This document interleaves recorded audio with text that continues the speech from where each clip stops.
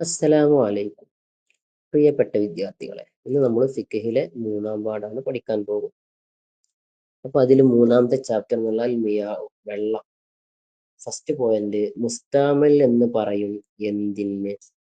നമുക്ക് എല്ലാവർക്കും അറിയുന്നതാണ് മുസ്താമലായ വെള്ളം എന്ന് പറയും എന്തിന് എന്നുള്ളത്.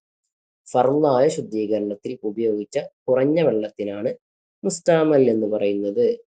നെക്സ്റ്റ് പോയിന്റ് ആണ്, മുത്തനജ്ജിസ് എന്ന് പറയും എന്തിന്? അഥവാ മുത്തനജ്ജിസായ വെള്ളം എന്ന് പറയും എന്തിന്?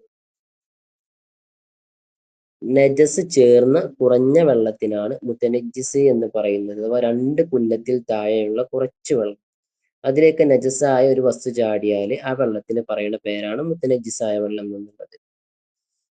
അടുത്ത ചോദ്യം, 2 കുല്ലത്തിൽ താഴെയുള്ള വെള്ളം മുത്തനജ്ജിസാകും എപ്പോൾ? നേരത്തെ പറയപ്പെട്ടതുപോലെ തന്നെ 2 കുല്ലത്തിൽ താഴെയുള്ള വെള്ളത്തില് എന്തെങ്കിലും ഒരു നജസായ വസ്തു ചേർന്നാൽ അതിന് മുത്തനജ്ജിസ് എന്ന് പറയുന്നു പറഞ്ഞു. അത് തന്നെയാണ് അതിന്റെ ആൻസർ.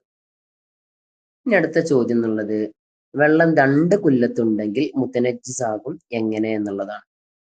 പകർച്ചയാകൽ കൊണ്ടാണ് വെള്ളം മുത്തനജ്ജിസാകുക. എങ്ങനെ പകർച്ചയാകുക എന്ന് വെച്ചാൽ 2 കുല്ലത്തിലേറെ വെള്ളമുണ്ട്, അതിലേക്ക് നജസാക്കപ്പെട്ട വല്ല വസ്തുക്കളും ചാടിയാൽ, ഇപ്പോ എലിയുടെ ശവം അങ്ങനത്തെ എന്തെങ്കിലുമൊക്കെ ചാടിയാല് അതിന്റെ നിറം കാരണത്താലോ അല്ലെങ്കിൽ സ്മെല്ല് കാരണത്താലോ വെള്ളം പകർച്ചയായാല് അത് മുത്തനജ്ജിസായ വെള്ളമായിട്ട് മാറും കേട്ടോ.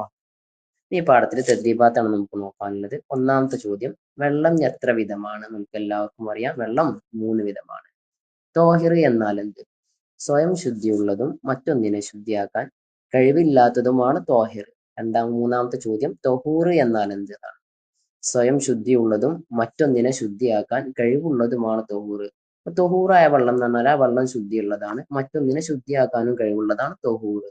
തോഹിർ എന്ന് പറഞ്ഞാൽ ആ വെള്ളം ശുദ്ധിയുള്ളതാണ്, പക്ഷെ മറ്റൊന്നിനെ ശുദ്ധിയാക്കാൻ തോഹിർ എന്ന് പറയുന്നത്. അതാണ് നമ്മൾ മനസ്സിലാക്കേണ്ട വ്യത്യാസം എന്നുള്ളത്. അടുത്ത ക്വസ്റ്റ്യന്, നജിസ് എന്നാൽ എന്തെന്നാണ്. നജസ് എന്നാൽ എന്ത്? സ്വയം ശുദ്ധിയില്ലാത്തതും മറ്റൊന്നിനെ ശുദ്ധിയാക്കാൻ കഴിവില്ലാത്തതുമാണ് നജസ്. അപ്പൊ തൊഹൂർ എന്ന് പറയുമ്പോൾ സ്വയം ശുദ്ധിയുള്ളതും മറ്റൊന്നിനെ ശുദ്ധിയാക്കാൻ കഴിവുള്ളതും. അതിന്റെ നേരെ ഓപ്പോസിറ്റ് ആണ് നജസ് എന്ന് പറഞ്ഞാൽ. സ്വയം ശുദ്ധി ഇല്ലാത്തതും മറ്റൊന്നിനെ ശുദ്ധിയാക്കാൻ കഴിവില്ലാത്തതുമാണ് നജസ്. നമുക്ക് തന്നെ യോജിപ്പിച്ച് ചേർക്കാനാണ്. ഉളു എടുത്ത വെള്ളത്തിന് പറയുന്ന പേരാണ് തോഹിർ. കാരണം വെള്ളം ഉപയോഗിച്ച വെള്ളമാണ്. സ്വയം ശുദ്ധി ഉണ്ടാവും, പക്ഷെ മറ്റൊന്നിനെ ശുദ്ധിയാക്കാനുള്ള കഴിവ് അതിനുണ്ടാവില്ല. രണ്ടാമത്തെ, നജസ് കലർന്ന കുറഞ്ഞ വെള്ളം, അതിനോട് യോജിച്ചത് മുത്തനജ്ജിസാണ്. അപ്പൊ കുറഞ്ഞ വെള്ളമാണ്, നജസ് കലർന്നിട്ടുണ്ട്, അപ്പൊ അതെന്താണ്? മുത്തനജ്ജിസാണ്. മൂന്നാമത്തത്, ഒരു കുല്ലത്ത് എന്ന് പറഞ്ഞാൽ എത്രയാണ്? 100 ലിറ്റർ ആണ്. 2 കുല്ലത്തിനാണ് നമ്മൾ 200 ലിറ്റർ എന്ന് പറയുന്നത്. അപ്പൊ ഒരു കുല്ലത്ത് പറഞ്ഞാൽ 100 ലിറ്റർ. ഇനി യോജിച്ചവ് ചേർത്ത് എഴുതാം. മുത്തലക്കായ വെള്ളം, അതായത് കിണറിലെ വെള്ളം. മുസ്താമലായ വെള്ളം, ഫർളായ ശുദ്ധീകരണത്തിന് ഉപയോഗിച്ച വെള്ളത്തിനാണ് മുസ്താമലായ വെള്ളം എന്ന് പറയുന്നത്. മുത്തനജ്ജിസായ വെള്ളം എന്ന് പറഞ്ഞാല് നജസ് ചേർന്ന കുറഞ്ഞ വെള്ളം. തോഹിറായ വെള്ളം എന്ന് പറയുന്നത് കഞ്ഞിവെള്ളമാണ് തോഹിറായ വെള്ളം എന്ന് പറയുന്നത്. ഇൻഷാ അല്ലാഹ് ബാക്കി പാഠങ്ങളുമായി ഉടനെ വരും. അതുപോലെ 7, 10, +2 ക്ലാസ്സുകളിലെ പ്രധാനപ്പെട്ട പോയിന്റുകളും ക്വസ്റ്റ്യൻസുമായിട്ടൊക്കെ ഇൻഷാ അല്ലാഹ് ചാനലിൽ അപ്ലോഡ് ചെയ്യുന്നതാണ്. അസ്സലാമു അലൈക്കും.